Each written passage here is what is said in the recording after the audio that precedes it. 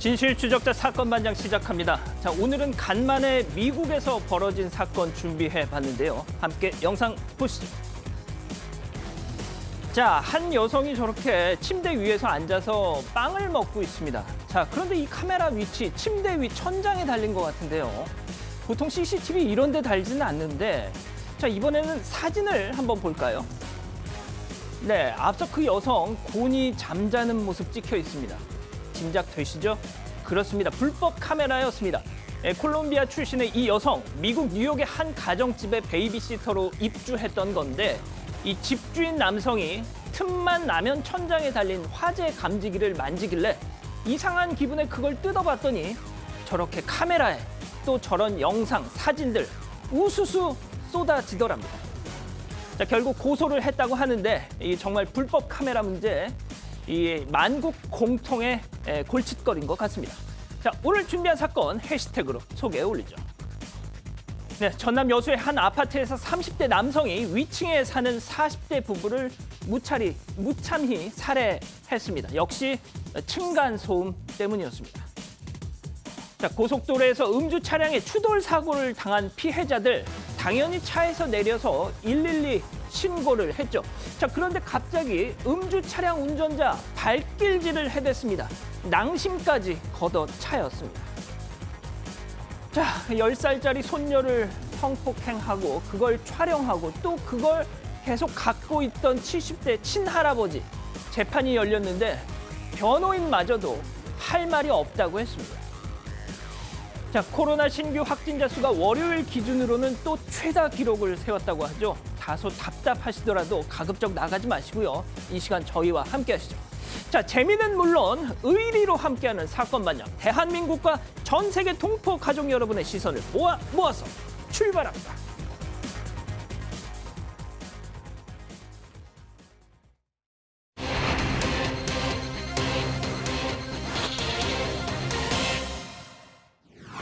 아파트 아래층에 살던 30대 남성이 위층에 사는 40대 부부를 층간소음 문제로 살해한 혐의로 검거됐습니다. 부산의 한 주택가에서 한밤중 취객이 흉기를 들고 시민들을 위협하는 사건이 벌어졌습니다. 오늘의 주요 사건을 정리합니다.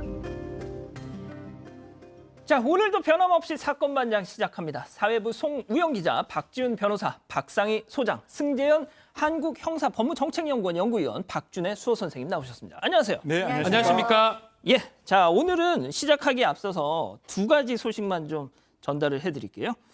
먼저 이 신혼 3개월 차에 접어들고 있는 우리 송우영 기자. 네. 오늘 생일이라면서요. 네, 생일입니다.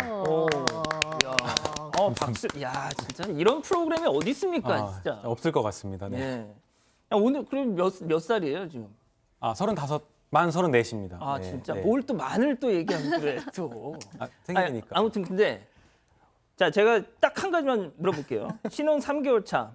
오늘 아침에 출근하면서 와이프가 미역국을 끓여 줬다 안 줬다? 줬다. 너무 빨리 나온다. 아, 이거 소장님 좀 어떻습니까? 이 심리학적으로 봤을 때 이런 네. 심리학적으로 엄청 자랑하고 싶었네. 뭐 끓여줬나요, 안 줬나요, 줬다 이렇게 얘기했고요. 네. 한 몇 년은 무조건 끓여주죠. 아, 진짜요? 몇 년, 10년 후에 다시 여쭤보는 걸로. 생일의 미역국이 뭔가요? 아, 우리 부럽습니다. 박 변호사님은 결혼 몇 년 차? 18년, 19년 됐는데요. 최근에 미역국 먹어본 적이 없습니다. 그럼. 미역국 싫어합니다. 예. 지금 어머님께서 보고 계시죠? 먹었어요, 어머니. 오해하지 마십시오, 어머니. 예. 알겠습니다. 자, 그리고 저희가 지지난주서부터 이렇게 우리 패널분들의 20대 시절 사진 같은 걸 공개해 드렸잖아요. 그게 요즘 뭐 SNS에서 유행이라고 말이죠. 자, 근데 왜 한 사람, 이게 이제 딱 오늘 한 명만 또 마무리하고 끝내겠습니다. 자, 오늘 보여주시죠, 일단 사진.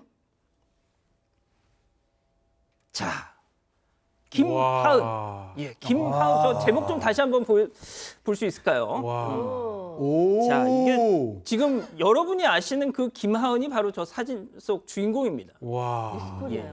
지금이 훨씬 더 낫네요. 아이, 그런 말씀을 아무튼 늘 야, 예쁘네요. 진짜 와. 뭐 김하은 아나운서는 지금도 20대이기 때문에 뭐 딱히 뭐 그렇긴 하지만 저 제목을 뭐 미스 월드 대회에서 아시아 미의 여왕으로 등극. 제가 이걸 왜 구태여 이렇게 소개를 해드리냐면 김하은 아나운서가 지금 입사 2년 차인데요. 저는 이런 이력이 있었다는 걸 최근에 알았습니다. 저도 최근에 알았습니다. 예. 그러니까 만약에 저 같으면 제가 만약 미스터 코리아 출신이다. 그럼 진짜 기회가 있을 때마다 막 저 같으면 이마에 써서 다닙니다. 그러니까요. 나는 코리아 출신이다. 예. 이렇게 했는데 한 번도 얘기를 안 하니까 정말 저는 놀랍습니다. 예, 정말 와. 깜짝 놀랐고요. 진짜 김하은 아나운서 조금만 더 부연해드리면 당시 미스 월드 코리아 대표로 가서 아시아 후보들 중에서는 1등 그리고 세계 랭킹에서는 6위를 했다고 하더라고요. 그래서 아시아 대표 뭐 미녀다 뭐 이런 또 평가를 당시 받았다고 하는데 아무튼 알겠습니다. 저희가 그 자세한 얘기는 오늘 본방 끝나고 지금 아직 김하은 아나운서가 스튜디오에 오질 않아서 이 사반 가족 회의에서 그 당사자한테 직접 들어보는 시간을 또 갖기로 하겠습니다. 자, 이 정도로 마무리하고요. 본격적으로 얘기를 좀 해보겠습니다. 이제 진짜 이 추석 연휴 동안에 혹여 또 이런 좀 불미스러운 일이 있지 않을까 좀 걱정을 했는데 물론 연휴 이후에 벌어진 사건이긴 했지만요. 층간 소음 문제로 사상자가 발생했습니다. 맞습니다. 어제 새벽이었는데요. 전남 여수에서 30대 남성이 위층에 사는 부부를 흉기로 살해했습니다. 층간 소음이 원인이었는데요. 이 남성은 일단 위층으로 가서 거주자인 부부와 승강기를 벌였습니다. 그리고 말 다툼 도중에 흉기를 휘둘렀는데요. 30대 후반 남성 그리고 40대 여성이 현장에서 숨졌습니다.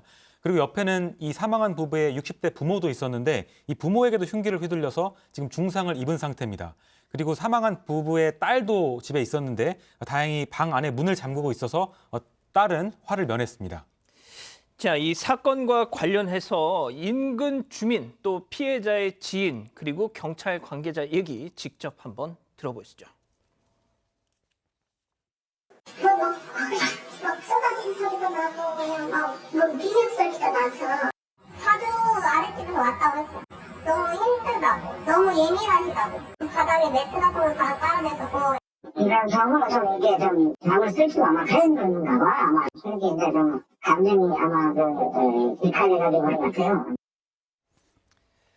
자, 여기서 오늘 사건 체크포인트 짚어보죠. 잠을 설쳐서입니다. 그러니까 정리를 하자면 층간 소음 때문에 흉기를 들고 윗집에 가서 이렇게 했는데 그 원인이 잠을 설쳤다. 그런데 이 사건 발생 당시에 그러니까 이 피의자의 부부 잠을 설쳐서 이런 짓을 벌였다. 이런 얘기인 건가요? 사실 이제 그 둘 다 굉장히 안타까운 지금 현상이고 절대로 이 피의자가 이런 행동을 하면 안 되는데 이 피의자, 살인을 했는 이 피의자는 일용직 노동자였다라고 합니다. 아침 일찍 굉장히 일찍 출근을 해야 되는데 좀 잠자리 일찍 들고 싶잖아요. 아침에 이제 새벽 4시 뭐 이렇게 나가야 되니까. 근데 저녁에 이제 좀 이렇게 부사는 소리가 났다는 거예요. 그래서 이제 올라가서 굉장히 지금 있을 수 없는 일을 범했다는 건데 지금 이 피해자 가족들의 그 모습도 좀 들여다보니까 치킨집을 근처에서 하고 있었답니다. 예. 그러니까 이제 치킨집 아무리 빨리 맞춰도 10시 전후 돼서 맞춰서 집에 도르는 거잖아요. 그렇죠. 그러면 아무리 이렇게 좀 이렇게 조용조용하게 하더라도 뭐 샤워하고 이러면 약간의 부산스러운 소리가 날 수밖에 없었는데 그럼에도 불구하고 이제 그런 어떤 작은 소음을 통해서 자려고 하는 사이에 그러니까 밑에 있는 사람은 위에 있는 피해자가 자려고 하는 그 순간에 올라와서 이러한 참혹한 일을 했다라고 합니다. 자, 그런데 박 변호사님, 네. 이게 뭐 처음 딱 하자마자 가서 이런 짓을 벌이지는 않았을 거 아니에요? 층간 소음으로 인한 다툼 역시 몇 번에 한 반복이 있는데요. 명절 직전이죠. 17일 날 이미 소음 때문에 관계 기관에 뭐 이웃 사이 센터 이런 데 신고를 했던 걸로 보입니다. 그리고 이전에도 충분히 이런 층간 소음 때문에 갈등이 있었고 오늘 이날은 이 갈등이 살인 사건으로 이제 이어지게 된 것입니다. 계속 반복된 것으로 보입니다. 예. 자, 소장님, 그런데 이제 이웃들의 증언을 들어보면 윗집에서 이번에 이제 피해를 입은 집에서 매트도 깔았다고 하고 또 샤워만 해도 시끄럽다고 막 이렇게 이 피의자 집에서는 사람이 올라올 정도로 뭔가 좀 다른 사람보다 예민했다 이런 지적도 나오고 말이죠. 그렇습니다. 이제 층간소음 문제 나오면 양쪽 다 너무 힘든 문제다 이런 이제 의견이 팽팽히 이제 맞서는데요. 그래도 이웃 주민의 얘기는 이제 지금 사람이 사망했는데 뭐 얼마나 심했으면 층간소음이 얼마나 심했으면 그랬을까 이런 얘기는 하지 않았으면 보통 좋겠다. 그런 댓글이 많이 달려요. 많이 달리잖아요. 네. 왜냐하면 이제 우리도 다 겪는 일 중에 그렇죠. 하나니까. 근데 그렇게는 얘기 안 했으면 좋겠다. 이웃 주민께서 그렇게 얘기를 하시면서 이렇게 덧붙였어요. 층간소음이 너무 심한 것도 아니었고, 그리고 이제 뭐 샤워만 해도 아래서 올라오고, 그다음에 이제 그 문제가 되니까 아래도 매트를 다 깔았었다고 하거든요. 그러니까 양쪽의 입장은 다르겠지만 어쨌든 뭐 그래도 노력은 한 것이다라고 얘기를 했습니다. 예. 그래도 일단 범행 직후에 자수를 본인이 이제 경찰에 전화를 해서 하긴 했다고 하네요. 자수를 했는 모습은 보이는데 자수 이후에 이 피의자가 한 행동은 정말 반성하고 있는 모습하고는 조금 거리가 먼데 어때서요? 지금 어떻게 이야기를 했는가 하면 이제 범죄 동기를 이야기를 했습니다. 그동안 층간소음 문제로 갈등을 빚어왔고 이 문제로 말다툼하다가 우발적으로 살인을 저질렀다라고 하면서 그 다음에는 진술을 거부하고 있습니다. 즉 묵비권을 행사하면서 변호인 입회 이후에 진술하겠다라고 이야기를 하고 있습니다. 소장님, 지금 이게 말이죠. 지금 우리 가족 여러분들도 뭐 오죽했으면 그랬겠느냐. 물론 살인은 정당화할 수 없는 일이지만 이런 말씀하시는 분들도 계시고 저 사람이 좀 예민했던 것이다 이렇게 하면서 피의자의 탓을 하시는 분들도 계시는데, 자 이게 일단 그 층간소음 문제는 일단 제하고 말이죠. 네. 일단 6명이 그러니까 노 부모 그리고 이 목숨을 잃은 40대 부부 또 아이들 둘 6가족이 살고 있는 그 장소였습니다. 거기 흉기를 들고 가서 어떻게 보면 정말 대참사가 벌어질 뻔했어요. 예? 네, 그리고 또 어쨌든 2명이 사망했으니까 일단 벌어졌다라고도 볼 수 있을 것 같은데, 물론 뭐 저는 홧김에 저질렀다라고 얘기한 것에 대해서 뭐 홧김이 아니었다라고 얘기할 수는 없겠어요. 왜냐하면 자기도 이렇게까지 되기를 원하지는 않았겠죠. 몇 년 동안 갈등이 있었으니까. 근데 그렇다고 해서 우리가 층간소음 문제가 이렇게 화가 난다고 해서 누굴 죽이지는 않잖아요. 그럼요. 예, 애들끼리 싸움이 나는 일이 있다고 해서 뭐 그런 일이 없듯이, 그러니까 우리가 인간으로서 또 절제력이나 이런 거를 발휘를 하는 게 성인의 몫이니까. 근데 이 사람이 어쨌든 그 일가족의 참사를 몰고 왔다는 점에서는 우리가 사실 이해를 해줄 수 있는 요소가 있다고는 하지만 죄의 대가를 받아야 될 것으로 보입니다. 맞습니다. 아니 지금 제가 이 사건 기록을 좀 보니까 그 아이들 둘이 집에 그때 발생 당시에 있었다고 하는데, 아이들은 그 방으로 도망쳐서 문을 걸어 잠가서 이 화를 면할 수 있었다고 해요. 자, 그런데 승 의원님 생각해 보세요.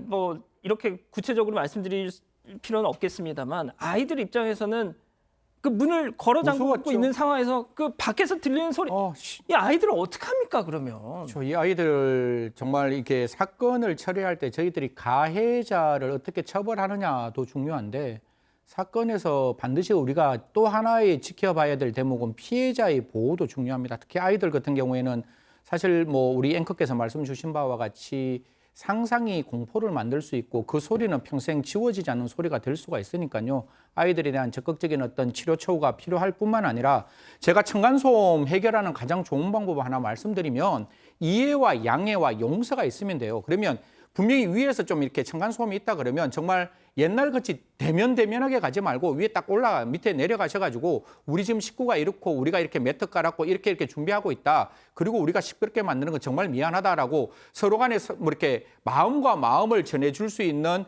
이해를 할 수 있는 접촉면을 좀 넓혔으면 좋겠어요. 사실 모르기 때문에 정오가 발생하는 거고 우리가 이해하지 못하기 때문에 분노가 발생하는 건데, 좀 적극적으로 만나서 이해하고 서로 간에 마음을 열 수 있는 여러 가지의 어떤 기절을 좀 만들었으면 좋겠다. 그래서 저는 옛날에 있었던, 제가 있었던 반상회 조금 같이 좀 했으면 좋겠다라는 걸 계속 이야기하고 있는데, 제발 떨어져 있는 사람, 저희도 저희 아파트 동네에 저희 아이 윗집에 어떻게 사는지 잘 모르거든요. 좀 같이 모여서, 물론 코로나19 때문에 안 되겠지만 앞으로 다시 백투더 베이직이 되면 같이 모여서 같이 오손도손 과일이라도 하나 깎아 먹고 서로 간에 이해하고 저 집에 밥 숟가락이 어떻게 되어 있는지 좀 알고 있는 옛날식의 어떤 공동체가 좀 만들어졌으면 합니다. 예, 그러니까 뭐 이 층간소음에 관해선 전문가들도 기술적인 조언은 딱히 할 게 없다. 그러니까 그저 윗집 분들이 아이들 손잡고 내려가서 아랫집 뭐 주민한테 찾아가서 뭐라도 좀 사들고 가서 안면을 트고 이렇게 하시는 게 가장 좋은 방법이다라고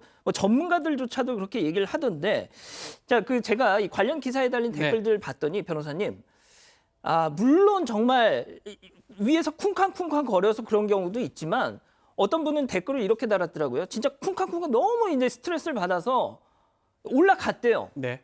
그런데 그 집이 아니었다는 거예요. 옆에일 수도 있고 아닐 수도 있고 예. 약간 상상일 수도 있고 뭐 여러 예. 가지 경우가 있는데 가장 궁극적인 건 사실은 그렇게 잘못 지은 건설회사나 건축했던 사람들의 문제겠죠.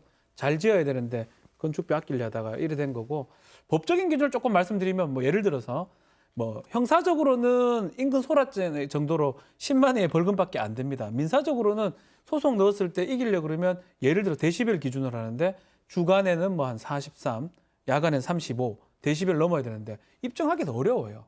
실제로는 이게 분쟁이 됐을 때 처벌도 어렵고 민사로도 해결하기도 어렵고 그러다 보니까 이게 좀 이런 식으로 어떤 폭력 사건, 잔혹한 사건으로 가기 때문에 이 부분에 대해서는 뭐 건축회사가 제대로 만드는 건 첫 번째 문제고 두 번째는 좀 새로운 어떤 방안 아니면 지금 우리 승전 의원이나 진행자가 말씀하신 어떤 그런 부분까지도 조금 고려가 돼야 될 것 같습니다.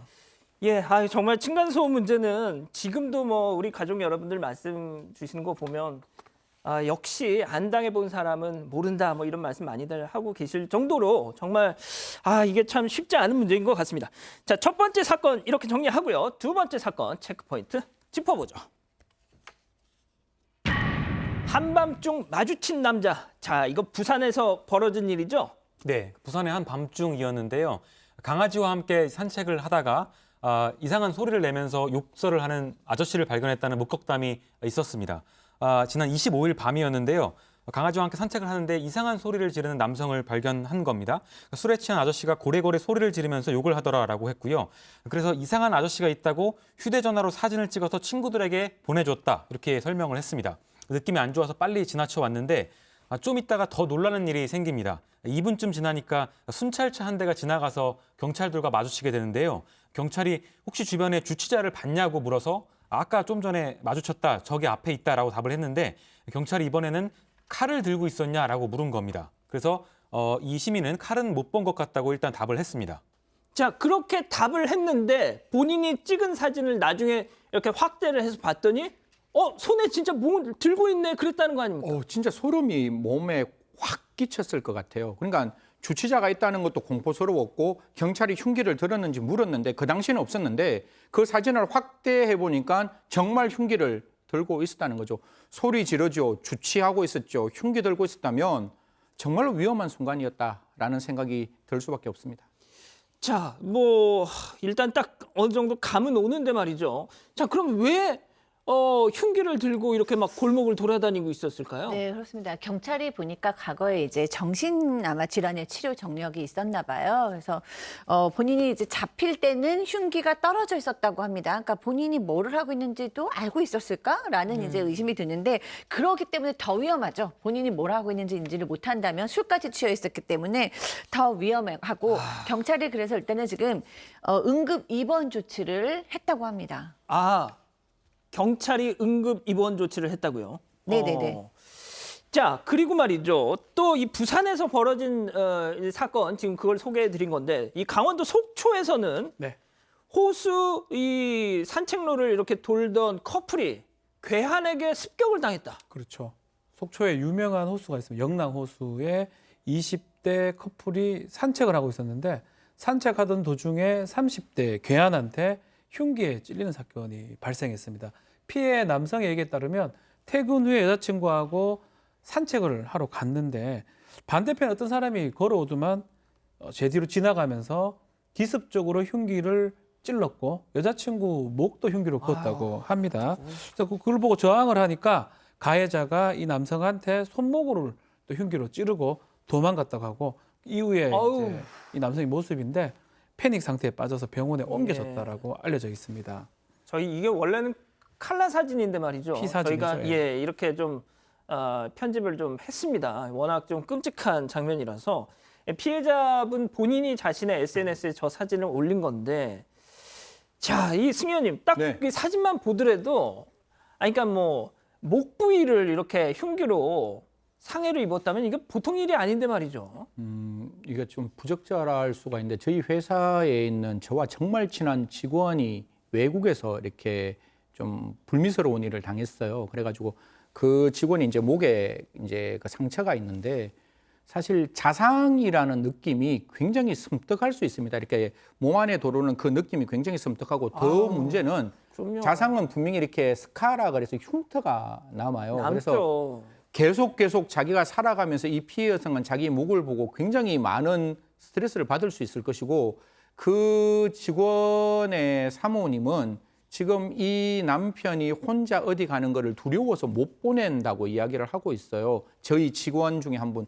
지금 이 사건도 똑같을 겁니다. 이 피해자 이제 과연 밤에 산책할 수 있을지 그리고 그 남성은 아마 2년 이상 제가 이렇게 힘줄이 끊기는 사건들 보면 2년에서 3년 재활을 해야 되는데 아이고. 그 재활하는 그 순간순간마다 그때의 느낌이 있을 수 있는데 모르겠습니다. 이런 사건들 그냥 흔히 지나가는 우발적인 범죄, 흔히 말하는 욱하는 범죄가 아니라 굉장히 엄혹하게 처벌해야 되는 범죄 그리고 이런 일이 절대로 발생되지 않도록 그 지역의 세프티드 같은 걸 완벽하게 해서 경찰이 그 지역에 그 산책하는 사람들에게 안전을 좀 담보해야 되지 않을까 그런 생각합니다.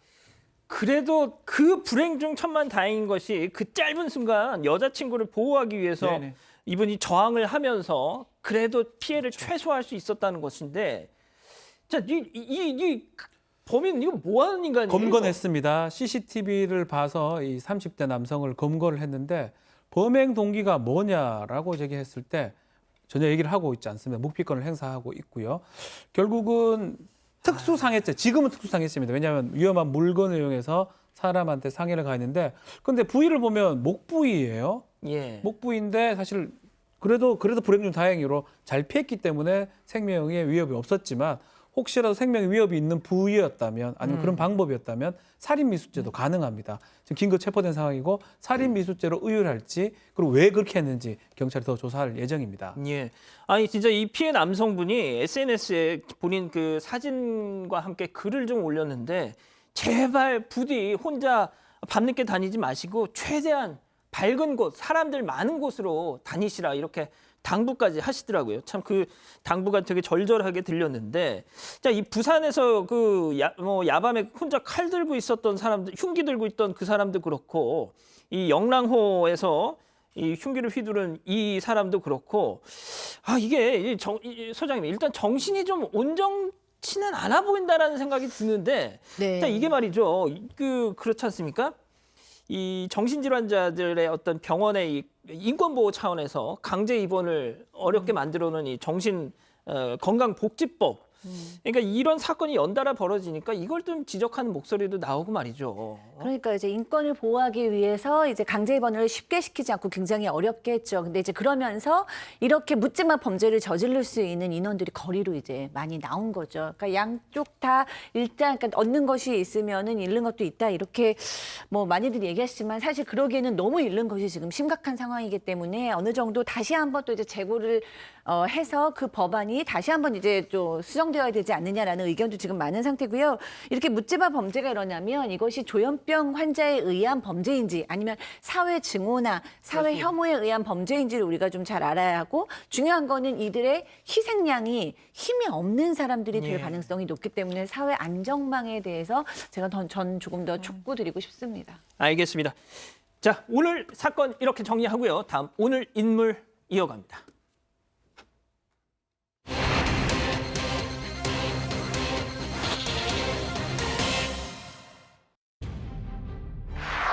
고속도로에서 만취 상태로 운전을 하다 사고를 낸 운전자가 피해 차량 운전자 부부를 폭행한 일이 일어났습니다.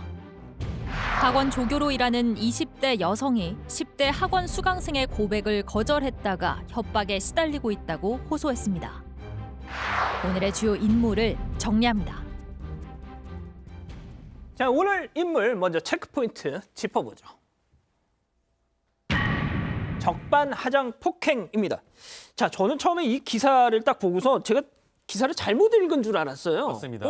그러니까 운전을 하다가 사고를 냈어요.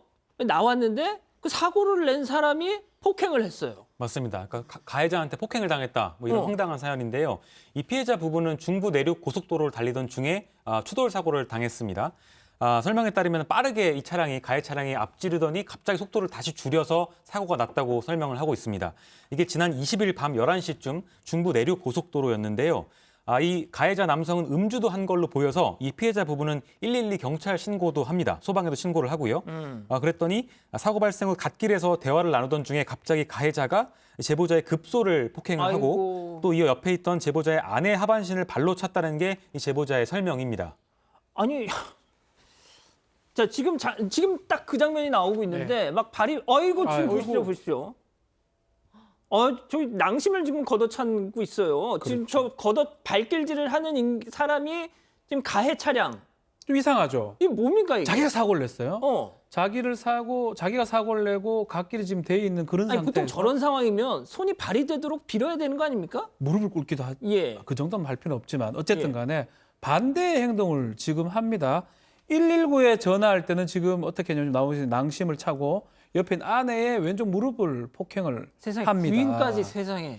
그러다가 112로 전화하니까 폭행을 지금 가해는 그런 상황인데 이 남성의 얘기에 따르면 폭행 이전에 아무런 시비가 없었다고 그래요.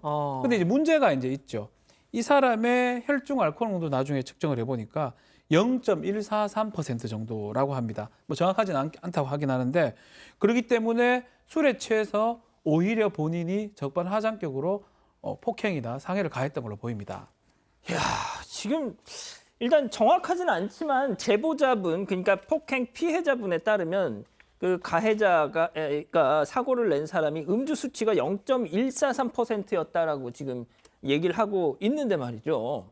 뿐만 아니라 저희가 방금 영상 보여드렸지만 남편만 때린 게 아니라 그 옆에 있던 부인까지 폭행을 했습니다. 아니 승현님 제가 이 관련 기사에 달린 댓글을 봤더니 야 와이프까지 때리는데 막고 있어야만 피해자가 되는 우리나라 법. 응? 나 같으면 같이 죽자 하고 달려들었을 것 같다. 저도 저희 집사람 때렸으면 눈 뒤집어졌을 것 같은데 예.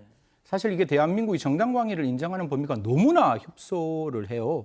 지금 저런 상황에서 만약에 이 피해자가 가해자에게 공격했으면 모르겠습니다. 저번에 제가 인터뷰했는 내용에 판사께서 이런 말씀을 하셨던데 정당방위 범위를 우리 법원은 넓혀가고 있다라고 그렇게 말씀 주셨는데 저는 정당방위 절대로 넓히지 않고 있다라는 생각이 더 강하거든요. 그래서 어떻게 보면 굉장히 힘들고 답답하고 화나고 억울했지만 더 이상 폭행하지 않은 부분은 분명히 제가 봤을 때는 타당했다라고 말씀을 드릴 수밖에 없는 것이고 경찰 입장에게 제가 꼭 수사라는 경찰에게 말씀드리고 싶은 거는 이 사람이 0.143이 됐건 이 사람은 분명히 정신 멀쩡한 사람인 거예요. 자기가 신고하는 걸 알고 폭행을 했으니까.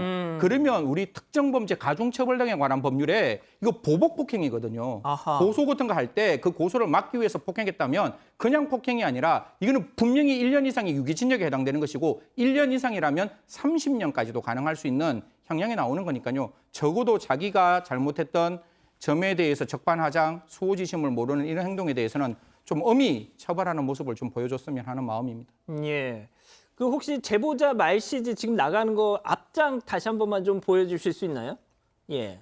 자, 소장님 저거 한번 보세요. 119에 전화할 때는 그냥 밀기만 했대요.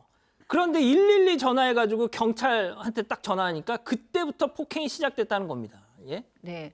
그러니까 이제 본인도 본인이 잘못한 거를 알고 이제 못하게 하고 싶었겠죠. 그럼 네. 신고를 못하게 하고 싶고 그다음부터는 이제 뭐 아내도 남편도 마구 폭력을 저지르는 건데 저는 너무 위험했다고 생각하는 게 저 폭력도 그렇지만 저희 고속도로잖아요. 만약에 싸움이 그럼요, 일어났으면 그럼요. 이게 정말 옆에 큰일 날 차들 수 지금 있잖아요. 쌩쌩 달리는 거 보세요, 지금. 그러니까요. 근데 이제 그래도 이 두 부부가 잘 참아냈다라는 생각이 들고요. 그렇지만 얼마나 스트레스를 받았겠어요. 저 밤에 고속도로에서. 그래서 예.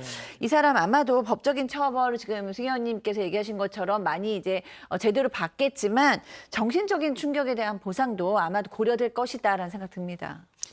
자, 박 변호사님. 네. 일단 이 사건에 대해서 많은 분들이 제일 궁금해하시는 것이 방금 아까도 뭐 제가 댓글 소개해드렸지만 내 와이프를 때리는데 그렇죠. 아유 진짜 막 하면서 이렇게 됐을 때는 결국 이게 또 쌍방 폭행으로 돼서 그럼에도 정당방위 이제 주장을 해야 될 것 같은데 우리 현행법에서 정당방위 인정받는 게 쉽지가 않습니다. 그냥 무릎 정도 가격하는 거 정도밖에 안 되기 때문에 예를 들어서 예상할 수 없는 공격, 흉기를 갖고 뭐 공격한다든지 그렇다면 뭔가 정당방위 인정받을 여지가 있지만 이 정당방위 물론 쉽지는 않을 것 같아요. 좀 더 따져봐야 되지만요. 변호사님, 그럼 네. 제가 이렇게 여쭤볼게요. 만약에 내 와이프를 폭행했다. 저희 와이프 아내요. 예. 예, 그러면 그때 어떻게 해야 가장 현명한 겁니까? 그냥 제가 맞는 게 낫습니다. 아, 왜냐하면 정당방위가 아닌 싸움이 돼버리면 쌍방이 처벌받는 결과가 생깁니다. 저라면 아내를 감싸 안고 제가 맞겠습니다. 맞고 완전 고소해서 인생 못 살게 만들고 그렇게 할 건데 사실은 이 사건 지금 사모님 보고 계시나요? 보기를 바라고 있는데요. 알겠습니다. 뭐 일단 이 사건은 우리 승지원님 조금 말씀을 하셨지만 범죄가 수두룩합니다. 음주운전 있지요. 아, 그러네요. 0.143이면 큽니다. 또 거기에서 교통사고 술 마시고 교통사고 내서 사람을 다치게 했어요. 특가법상의 위험운전치상죄가 성립하고요. 오. 또 신고한다고 때렸죠. 상해죄, 폭행죄 같은 거 성립하고 지금 저도 승지원이랑 똑같이 생각하거든요. 특가법상의 보복 폭행죄 성립합니다. 아. 범죄가 상당히 많아요. 좀 대여섯 개 정도 될 수 있거든요. 그리고 저는 영상이 지금 남겨져 있기 때문에 그것만 해도 중하게 처벌이 될 것 같다는 생각이 듭니다. 그렇군요. 자, 이게 진짜 그 윤창호법 뭐 이런 것도 만들어서 정말 음주운전에 대해서 막 이렇게 한다는데도 저희가 진짜 하루가 멀다 하고 사건 반장에서 음주운전 관련 사건 사고 계속 전해드리고 있습니다. 승현님, 좀 진짜 어떻게 방법이 없습니까, 진짜? 네? 그냥 건절하는 방법을 생각해야 되잖아요. 그럼 술 먹고 자동차 운전 못하게 하면 되는데 자동차 기술로 100% 가능한 게 음주 측정을 할 수 있는 자동차 기계가 안에 들어가 있고 음주를 했을 때 자동차 시동이 안 걸리게 하면 돼요. 이걸 그렇게 수십 번, 10년 이상 말을 했지만 이게 자동차 회사에서 자동차 파는 게 조금 어색해서 그런지 그런 이런 것 같아요. 장치를 예. 안 하고 있는데 제발 그냥 술 먹으면 자동차 빵 그냥 운전 못하도록 시동 안 걸리도록 만들고 거듭 말씀드리지만 지금 이전에 모 국회의원 아들에 관련된 여러 가지 이야기를 했듯이 지금 이 사건에 대해서 국회의원 아들 아직 소환도 안 되고 있고 그 사건에 대해서 구속영장을 신청도 안 하고 있는 그런 사건 분명히 2번 스트라이크 아웃죄 만들었단 말이에요. 그러면 제대로 음주운전 미필적 고의한 저는 분명히 살인죄와 유사하다라고 판단하고 있습니다. 좀 수사 당국과 그다음에 법원에서는 적어도 음주운전만은 선량한 피해자의 생명과 신체를 앗아가는 범죄라는 점을 꼭 기억하시고 좀 강력하게 수사하시고 강력하게 처벌해 주시기를 부탁드리겠습니다. 알겠습니다. 첫 번째 인물 이렇게 정리하고요. 두 번째 인물 체크포인트 짚어보죠. 자, 일단 제목은 사랑한 건 처음이다. 뭔가 좀 로맨틱한 제목이긴 한데 네. 그런 게 아니잖아요, 지금. 맞습니다. 그 20대 지금 학원의 어떤 조교로 일하는 여성이 도움을 요청하면서 올린 사건인데요. 한 학원에서 조교로 일을 하고 있는데 나이는 21살입니다. 그런데 10대 남학생이 학원 수강생이 자신을 가스라이팅하고 있다. 어떻게 대처하는 게 좋을지 모르겠다라고 도움을 요청한 건데요. 설명을 들어보면 15살 남학생이 지난달에 고백을 해서 거절을 했다고 합니다. 남자친구가 있는 걸 알면서도 계속 사랑한다, 죽겠다고 계속 문자를 보낸다고 하고요. 또 자해인지 맞은 건지 모르겠는 자신의 상처 사진도 계속 보여준다면서 괴로움을 호소했습니다. 자, 학원 조교 선생님, 20대 여성입니다. 자, 그런데 그 학원에 수강생으로 있는 15살짜리 중학교 이제 2학년쯤 되겠네요. 그렇죠. 자, 이게 지금 문자 내용이 지금 저렇게 앞서 나가고 있었는데요. 그렇죠. 지금 정말 문자가 보면 이 남학생이 이제 15.9년을 살았대요. 그래서 자기가 좋아해 본 적은 좀 있지만 사랑해 본 적은 처음이다라고 하니까 그래요. 하하, 46.5년 살아봤습니다. 46.7년인가요? 9년인가요? 하여튼 간에요. 그러니까 선생님께서 이제 이러지 마라. 이렇게 하면 학원쌤한테 다 얘기할 것이다. 어머니한테 얘기할 것이다. 이런 식으로 얘기를 하니까 또다시 이 중학생이 얘기를 합니다. 학원쌤한테 말하면 이제 조교 선생님이거든요. 피해자는. 엄마나 아빠한테 얘기를 할 거다. 그럼 엄마가 때리고 아빠가 물건을 집어 던질 것이다.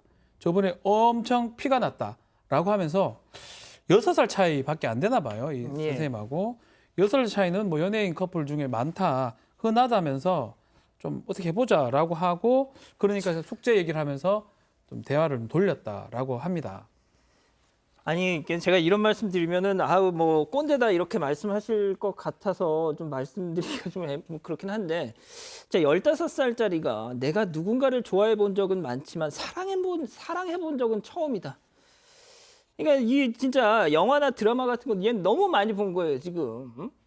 참 지금 자기가 하는 짓이 무슨 짓인지도 모르고 그리고 뭐 연예인들 6살 차이 커플들 많은데 왜 나는 안 되냐 지금 이딴 소리를 한다는 건데 자 이거에 승현님 이게 그냥 중학교 2학년짜리가 뭐 사춘기가 심한가 보다 중2병 걸렸나 보다 이렇게 얘기할 상황이 아닌 것 같아요. 원래 사랑이라는 게 거듭 말씀을 올리지만 내가 원하는 방식으로 사랑을 쟁취하는 게 아니라 그 사람이 싫어하는 행동을 내가 하지 않는 게 사랑임에도 불구하고 아마 이 중학생은 자기중심적인 사랑이 되어 있고 이 대학교 다니고 있는 대학생 정도의 나이에 있는 이 여성의 입장에서는 도저히 그 사랑을 받아줄 수 없는 상황인 것 같아요. 지금 15세 되는 중학생 이런 이야기를 합니다. 누나가 학원을 그만두게 돼도 나는 맨날 기다리겠다.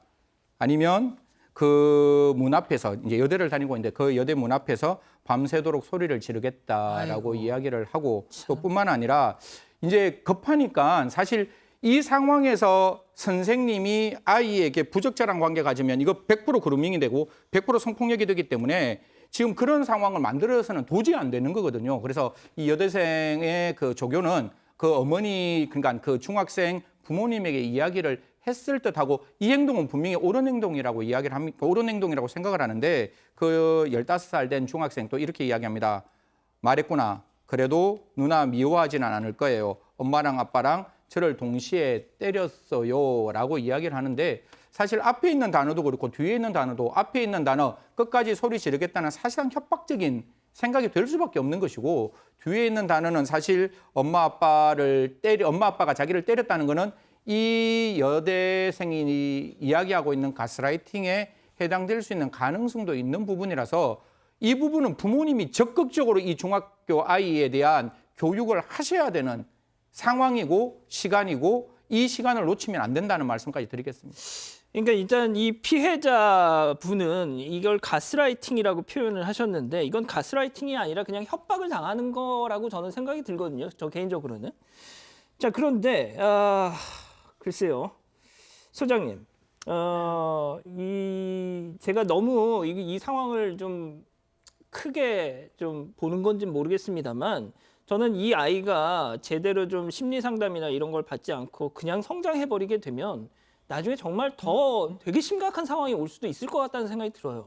네, 그렇습니다. 이 아이가 지금 중2나 중3인 것 같아요. 그러니까 이제 가장 좀 사춘기의 정점을 지나고 있는 남자이기는 하죠. 본인이 무슨 행동을 하는지 잘 정확히 모르고 그냥 하는 걸 수도 있고 아니면 잘못됐다라는 걸 알면서도 이제 멈출 수 없는 정도일 수도 있는데 어쨌든 이 아이한테는 좋은 교육의 어떤 기회입니다. 왜냐하면 이게 잘 지금 처리되지 않으면 20대, 30대에는 뭐 스토킹이라던가 이번 거는 저도 이제 가스라이팅이 누군가를 이제 조종한다는 의미에서 봤을 때 타인을 지배한다라고 봤을 때 직접적인 가스라이팅으로 보이지는 않고 그러니까 뭔가 이 선생님을 괴롭고 힘들게 조종하는 마음은 좀 있기 때문에 가스라이팅이라는 표현을 쓴 것 같은데 이 아이는 정말 이거 고쳐지지 않으면 누군가를 스토킹한다거나 협박하는 사람으로 변할 수 있죠.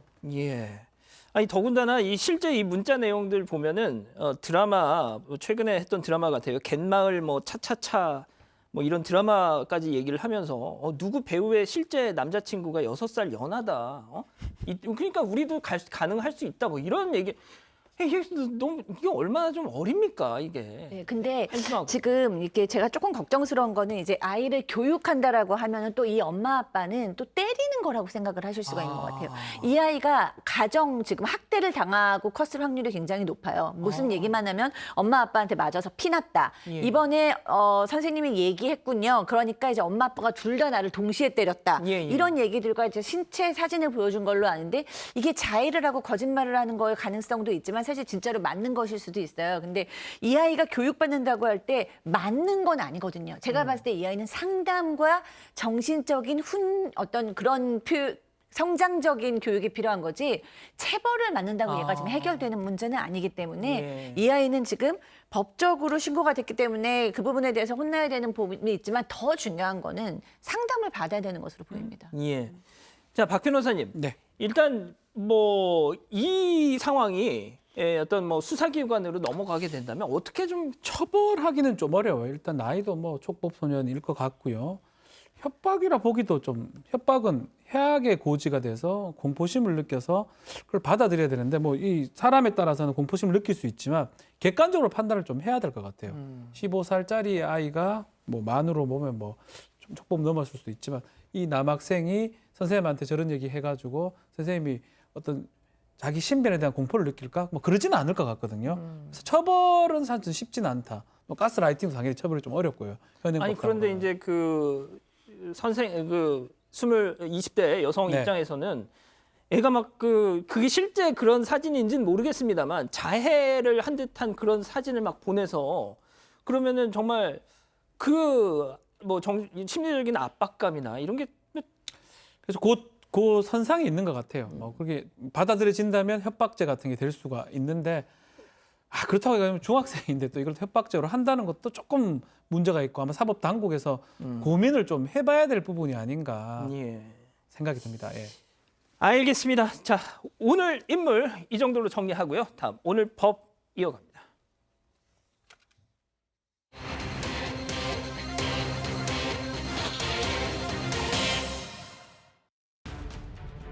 사 4년에 걸쳐 10살 손녀를 성폭행한 70대 남성에게 검찰이 징역 20년을 구형했습니다.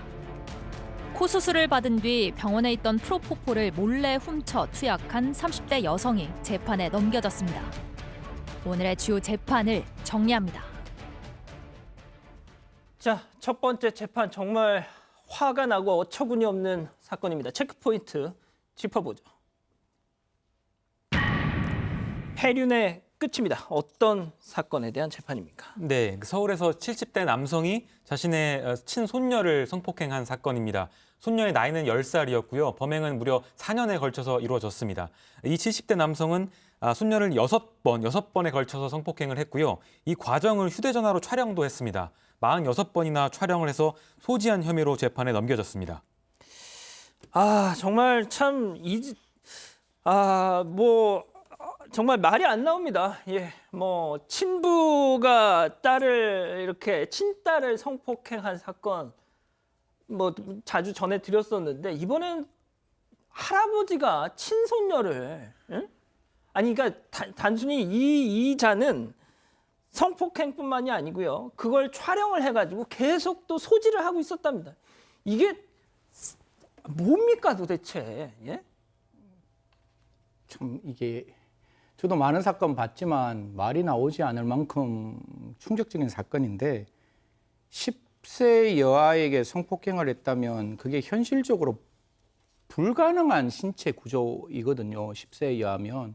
그럼 10세 여아가 받았어야 될 그 충격을 생각하면 모르겠습니다. 죄명이 13세 미만 미성년자 위계 간음인데 위계 간음 아니고 이거는 그냥 성폭행이라고 봐야죠. 그럼 성폭력법상 미성년자에 대한 성폭행은 가장형이 하한이 중합니다. 10년 이상의 징역인데 이걸 과연 위계로 가야 될 것이냐. 그 아이가 받아들였을 그 마음의 상처와 육체적 고통을 생각하면 저는 그냥 폭행으로 봐야 되는 것이고 아니 70대 할아버지가 자기의 손녀에게 성폭행을 했다면 아마 재판장도 이 기록을 읽을 때마다 정말 기록 하나하나가 굉장히 부담스러웠을 것 같은데 검찰 징역 20년 구형했는데 저 20년 구형 진짜 이게 맞는지도 모르겠습니다. 20년이 아니라 무기징역 구형해야 되지 않을까 그렇게 생각합니다. 예, 뭐 일단 그 얘기는 계속해서 저희가 이제 풀어 나가 보겠습니다. 일단 재판에 넘겨졌어요, 이 인간. 예? 진짜 제가 어지간하면 나이 이렇게 어르신들은 제가 이런 표현은 안 하겠는데, 자, 일단 재판을 받았어요. 뭐라고 얘기는 했을 거 아닙니까? 네. 그런데 진짜 저는 좀 제 얘기를 안 해줬으면 좋겠는데 그냥 가만히 입 다물고 있었으면 좋겠는데 할 일을 다 했어요. 최후 변론에서 뭐라고 얘기했냐면 다 인정했습니다. 죽을 죄를 지었다라고 얘기하고 이어서 피해를 당한 아이가 하루라도 빨리 악몽에서 벗어나 평범한 사회인이 되기를 기도하겠다. 참. 이게 그러면 지금 뭐 소장님이 말씀하신 그 최후 진술을 하고 울먹였답니다. 이게 지금 장난하는 것도 아니고 말이죠. 그리고 저는 진짜 변호사님, 네. 보통 법정에서 죽을 죄를 지었습니다 하는 사람들 있잖아요. 네. 보통 그런 사람들 형 세게 나오면 다 항소하고 그러죠. 그렇죠. 죽을 죄를 졌는데 안 죽어요. 그냥 살고 싶어 하고 더 줄이려고 하는 것 같고 여기도 아마 뭐 이런 어떤 최후 진술 이런 걸로 뭐 자기 죄가 떨어지거나 이러지는 않을 것 같습니다. 그러다 보니까 변호인 역시 변론하기 힘들다. 무슨 변명을 하겠냐라고 얘기를 했다고 합니다. 저도 뭐 변호사를 하면서 법정에 가서 이렇게 변론하기 어려운 얘기를 하지는 않습니다. 어떤 나쁜 사람이라도 제 직무 자체가 변호하는 업무이기 때문에 얘기를 하는데 내가 무슨 얘기를 하겠냐, 변명을 하겠냐라고 하면서 그래서 몇 가지 얘기는 했어요. 아, 변호사가 변호를 하면서도 내가 무슨 말을 하겠냐고 하면서 이런 얘기는 했습니다. 75세로 불우하게 자랐고 질병도 있고 관용은 그렇게 조금 베풀어 달라라는 식으로 최후 변론을 했습니다. 아니, 박 변호사님, 제가 여쭤본 김에 하나만 더 그러니까 지금 말 CG가 나오는 것처럼 저렇게 그래도 변호인이 하다 이렇게라도 얘기를 할 수밖에 없다고 해서 한 게 지금 저 워딩이라는 거지 않습니까? 그렇죠. 자, 그런데 불우하게 자란 75세의 고령자. 네. 보통 뭐 불우한 성장 과정을 거쳤다 이러면은 저는 보통 그게 어린 범죄자들한테 그렇죠. 쓰는 표현이잖아요. 한 40대 이상 되면 안 되죠. 75세는 지금 40대 이상 지나면 뭐 불우하게 자랐다고 보기 다 컸는데 커도 뭐 말이 됩니까? 근데 변호사도 할 말이 없다 보니 한 것 같아요. 뭐 검사가 구형을 하면서 아마 검사가 아주 비난을 했을 거예요. 비판을 하고 이 해서는 안 되는 행동이다. 그럼 변호사가 변론을 하는데 변론하는 과정에서 검사님 말이 맞습니다라고 했을 것 같아요. 뭔 얘기를 하겠습니까? 하면서 그래도 그러고 앉지는 못하거든요. 아, 법정 최고형 주십시오. 그러고 앉을 수는 없어요. 예, 변호인이. 변호사가. 그러니까 마지막에 했던 말들이 그냥 뭐 몇 개지 했는 말이 이런 말 같아요. 불우한 환경에 자란 75세가 좀 말이 안 맞죠, 사실은.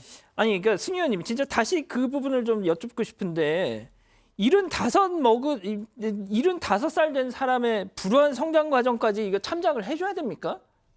제가 판사하면 참작할 이유가 별로 없을 것 같아요. 없고 이게 지금 저희들이 나와 있는 나이가 10세인데 4년 전부터 성폭행을 했다면 6세의 친손녀에게 성폭행을 했는 할아버지인데 과연 이 할아버지에게 법원이 어떻게 판단할지는 모르겠지만 법원에게 변호인이 이런 이야기를 했답니다. 재범의 위험성은 없다라고 해서 이야기를 했더니 재범의 위험성이 없는 게 아니라 그냥 제가 정말 이건 죄송한 말씀이고 제가 형사정책을 하는 입장에서 사회적인 어떤 탈사회화는 굉장히 제가 지향하는 편이지만 이 정도의 할아버지라면 탈사회화를 시켜서 재범 위험성이 아니라 그냥 교정시설에서의 모습이 그냥 교정시설에 그냥 삶이 그냥 끝나는 모습이 좀 있어야 되지 않을까라고 생각을 하고 좀 약간 다른 결의 이야기를 딱 한 말씀만 더 드리겠습니다. 제발 부모님들은 자녀에 대해서 조금만 더 관심을 좀 기울여 주십시오. 사실 이게 4년에 걸쳐서 이루어졌는 거라면 어머님, 아버님께서 조금만 신경을 쓰셨으면 아이의 몸에 분명히 이상이 있었다는 거 아실 수 있는 그런 어떤 기간이었기 때문에 정말 내 아이를 키운다면 그 아이에게 조금 더 관심을 가졌다면 좀 아이가 조금 덜 상처를 입지 않았을까라는 아쉬운 점이 굉장히 많이 남습니다. 자, 소장님. 네. 이게 저는 그러니까 이 아이의 부모, 그러니까 이 70대 남성의 자식들도 용서 안 했을 것 같아요. 당연하죠. 뭐 이렇게 근데 저는 이제 당연히 자기 아이를 성폭행 10살 된 아이를 성폭행했는데 아무리 본인의 아버지라고 해도 그게 용서가 되겠습니까? 근데 다만 저는 이런 경우에 사실은 이제 조선 조부모와 같이 사는 아이들인 경우가 많기 때문에 과연 이 부모가 부모 역할을 할 수 있는 가정이었을까라는 의구심이 좀 들고요. 제가 그러니까 20대 중반에 처음 상담을 시작했을 때 제가 깜짝 놀랐던 그 공부를 위한 사례가 그때는 해외에서 친아버지나 친할머니가 딸이나 손녀를 성폭행하는 사례가 있다라는 걸 제가 처음 공부를 했을 때 굉장히 놀랐던 기억이 나요. 외국에서는 이런 사례도 있구나. 그러면서 제가 그래도 우리나라에는 이 정도는 아니지라는 생각이 들었는데 요즘은 이제 우리나라에서도 왕왕 일어나고 심지어 친조부모가 70대가 넘은 조부모가 10대 여자아이를 성폭행하는 사건도 있잖아요. 저는 그렇기 때문에 이런 사례를 아까 승현님 얘기하셨듯이 아주 일벌백계를 해요. 사회적인 경종을 울려야 된다. 그러니까 이 사람이 살고 죽고를 떠나서 이런 사고가 정말 더 이상은 없게 처벌이 이루어져야 된다라는 생각이 좀 듭니다. 자, 그런데 일단 검찰이 그래서 구형을 했습니다. 네, 검찰이 징역 20년을 구형했습니다. 그러니까 죄질이 나쁘다고 본 겁니다. 검찰은 이렇게 밝혔는데요. 친아버지인 피고인이 성 정체성과 가치관이 정립되지 않은 어린 피해자를 자신의 성적 욕구 만족 수단으로 이용했다고 질타를 했고요. 극히 반인륜적이고 죄질이 매우 불량하다면서 징역 20년을 내려달라고 재판부에 요청했습니다. 자, 아주 그냥 이거는 반인륜적이다 했는데 징역 20년입니다. 그것도 구형. 나이가 있으니까요. 75세니까 뭐 20년 해도 95세 정도가 되기 때문에 아마 구형을 그렇게 고려해서 한 것 같습니다. 만약 좀 젊었다면 더 구형이 됐을 수도 있고요. 그래서 아마 거기에 합당한 어떤 형이 나올 가능성이 높지 않을까 이렇게 예상을 해봅니다. 자, 일단 범행 당시에는 이 피해 아이의 나이가 10살이었고 이후 4년간 이런 범행이 지속됐었다는 겁니다. 자, 일단 다음 달 8일에 1심 선고가 있을 예정이라는데 저희가 그때 선고 내용이 나오면 다시 한번 전해드리죠. 자, 이렇게 첫 번째 재판 정리하고요. 두 번째 재판 체크포인트 짚어보죠. 수술하러 간 김에 물음표입니다. 어떤 재판이죠? 네, 30대 여성이 코와 관련된 시술을 받기 위해서 병원을 찾았습니다. 경기 부천에 있던 병원이었는데요. 시술을 받은 후에 그곳에 있던 프로포폴을 훔쳐서 나온 사건입니다. 이 여성은 30대 여성이었는데 지난해 6월이었습니다. 경기 부천의 이 병원을 찾아서 코 시술을 받고 회복실에 누워 있었는데 감시가 소홀한 틈을 타서 프로포폴 4상자를 훔쳤습니다. 그리고 같은 날 집에 가져가서 직접 투약한 혐의로 재판에 넘겨졌습니다. 아니 근데 병원에 프로포폴 같은 거 아무 데나 두지는 않을 거 아니에요? 그거 어떻게 알고 가져왔을 거예요? 그 간이 커요. 이 프로포폴은 의사의 처방이 있어야 되고 처방에 그렇죠. 있는 경우 뭐 투약이 가능한 게 프로포폴이고 안 했을 때 마약류 관리법 위반이 됩니다. 몇 번을 봤던 것 같아요. 보면서 어디 있을까 보니까 레이저실에 있는 것을 봤고 아무도 예상을 못해 프로포폴 훔쳐갈 거라고 예상을 했을까요? 그렇죠. 예상 못하죠. 그래서 코 수술하고 시술하고 약간 감시가 소홀한 틈을 타가지고 살짝 레이저실에 들어가서 네 통을 지금 장근정 씨 풀고 4통을 가져왔다고 합니다. 승현님, 제가 이 사건을 보면서 계속 좀 의문스러운 것이 그 시술인지 수술인지 뭐 약간 정도 차이는 있습니다만 시술일지라도 방금 사파에 나왔던 것처럼 코에 막 이렇게 붕대가 이렇게 덮어져 있는 그 와중에 그걸 할 정신이 있었다는 게 전 너무 놀랍거든요. 이게 수술이었다면 수술은 제가 알기로는 코 수술은 그렇게 쉬운 수술이 아닙니다. 제 선배들한테 물어보면 코는 굉장히 위험한 수술 중에 하나라서 그냥 반전신 마취 비슷하게 하는 거라서 사실 지금 같은 경우는 뿌띠 성형을 하지 않았을까 뭐 이렇게 보톡스나 아니면 필러 정도를 했을 듯한데 그런 것 같습니다. 예. 그런 상황에서 이제 이미 계획적으로 접근하지 않았느냐라는 생각이 드는 거죠. 아까 저희들이 알고 있다시피 프로포폴이 향정이 되었기 때문에 향정이 되면 시정된 장치의 열쇠를 통해서 그 프로포폴을 보관하고 있어야 되는데 이미 그거를 훔치기 위해서 코에 대한 시술을 준비하지 않았느냐. 어떻게 보면 계획성이 조금 들어있는 범죄가 아닐까 그렇게 생각합니다. 자, 그런데 어떻게 해서 이 정도로 대담했는가 했더니 역시나 전력이 있었어요. 맞습니다. 훔쳐서 할 정도면 이게 처음이었겠냐라는 의심이 가는데 그런 정황을 뒷받침하는 2가지 사건이 있었습니다. 그러니까 이전에도 2차례 마약을 투약했던 사실이 드러난 건데요. 처음에는 2020년 지난해 2월이었습니다. 한 판매자한테 연락을 해서 약속한 장소에 필로폰을 넣어두고 돈을 입금하는 방식으로 필로폰을 사서 집에서 투약을 한 게 조사가 됐습니다. 두 번째로는 지난해 4월이었는데 이때는 필로폰을 구매하기로 하고 판매자한테 돈을 보냈는데 판매자가 연락을 두절하면서 실제로 구매를 하지 못해서 미수에 그친 사건이 있었습니다. 그렇게 증거가 남아서 확인된 것만 2건이 있었습니다. 자, 박 변호사님, 그럼 법원 판결은 어떻게 나왔습니까? 일단은 이거를 또 여러 가지 범죄가 있어요. 필로폰 뭐 미수도 있고 프로포폴 절도 이런 것도 있고 프로포폴 투약 이런 것도 있는데 그래도 이제 프로포폴 마약 관련해서는 그래도 전체적으로는 초범이라고 법원은 판단하고요. 초범이기도 하고 이거 사실 무섭긴 한데 그렇다고 해가지고 뭐 절도 부분은 좀 합의가 좀 됐기 때문에 또 형사처벌 전력은 없다라고 봐서 징역 1년 6개월에 집행유예 3년을 지금 선고를 한 상황입니다. 자, 소장님, 이게 일단 이 여성 같은 경우는 이미 필로폰 투약도 했고 심지어 그 훔친 프로포폴을 집에 가서 자기가 이렇게 투약을 했을 정도면 네. 이 사람은 그냥 좀 특별한 좀 관리가 필요해 보인다는 생각이 드는데 말이죠. 네, 이미 중독으로 넘어갔을 확률이 굉장히 높죠. 본인의 의지로 끊을 수 없는 그렇기 때문에 지금 이제 중독 치료를 받아야 될 것으로 보고요.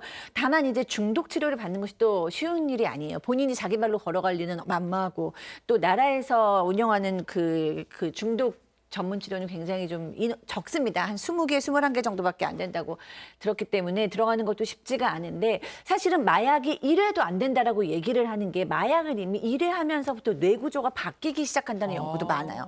그래도 이제 1회라던가 이제 초범일 때는 의지도 좀 있고 내가 이걸 꼭 고쳐야 된다라는 생각이 있으니까 자기의 힘으로 참을 수가 있지만 중독으로 넘어가면 사실은 100% 누구의 도움이 필요한 문제입니다. 그래서 이런 분들은 이제 도움이 필요한 기관으로 가야만 할 것으로 보입니다. 그렇군요. 알겠습니다. 자, 오늘 법 이렇게 마무리하고요. 계속해서 김하은 아나운서가 왔네요. 사건 상황실 이어갑니다.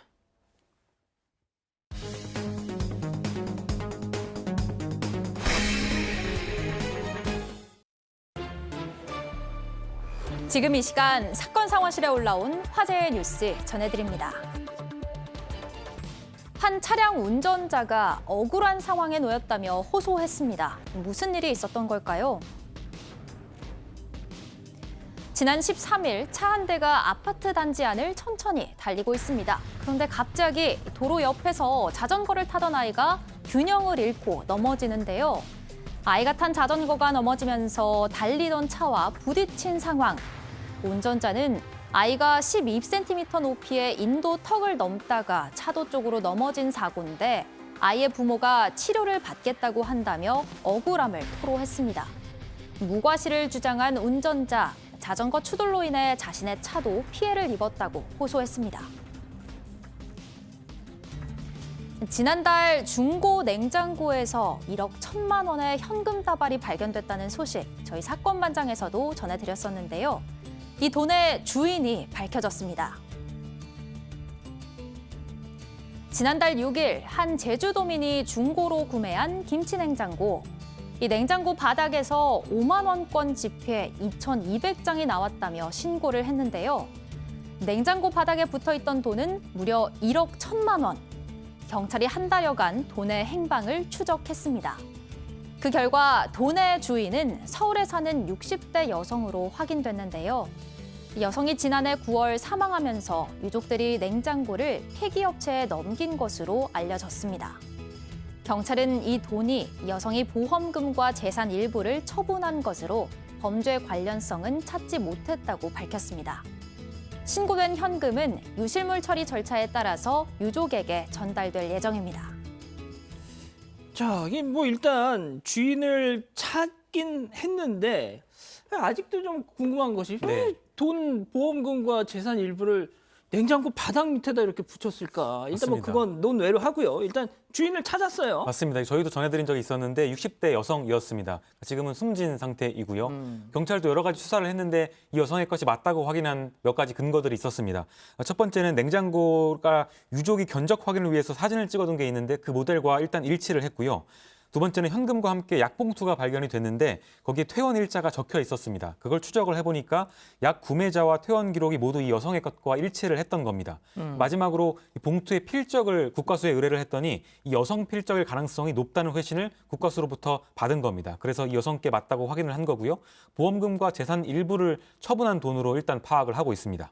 자, 지금 우리 가족 여러분들 이 지금 가장 뜨거운 지금 논쟁을 벌이고 계세요. 이 돈 과연 그러면 그 찾아서 신고한 사람은 얼마나 받을 수 있느냐? 자, 일단 원래 같으면 6개월 동안 만약에 주인을 발견하지 못했으면 이걸 가져갈 수가 있습니다. 아, 발견한 사람이? 예, 구매자, 냉장고 구매자가 예, 가져가야 예. 되는데 문제는 지금 발견한 거죠. 예. 유족한테 가야 될 상황이고요. 다만 유실문법에 따라 가지고 5에서 20%의 보상금을 받을 수가 있어요. 어허.